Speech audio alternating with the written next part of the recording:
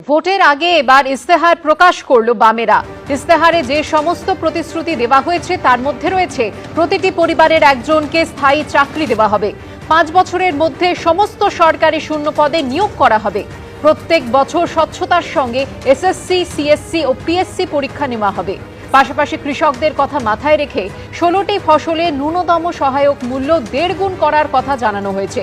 গুরুত্ব দেওয়া হয়েছে সংখ্যালঘু ও আদিবাসী সম্প্রদায়ের উন্নতিতে।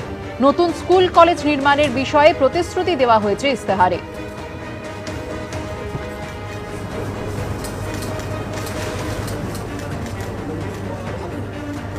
রাজ্যের স্বার্থে, রাজ্যকে বাঁচাতে, বাংলাকে বাঁচাতে, বাংলায়, পশ্চিম বাংলায় এখন যা চলছে তা একদিকে নৈরাজ্যবাদীদের সরকার রাজ্যে আছে, সব ক্ষেত্রে নৈরাজ্য তৈরি করো,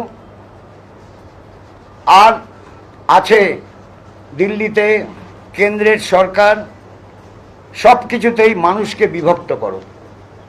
একদিকে নৈরাজ্য, আরেকদিকে মানুষের মধ্যে বিভাজন। এই উভয় শক্তির বিরুদ্ধে আমরা লড়াই করতে চাইছি।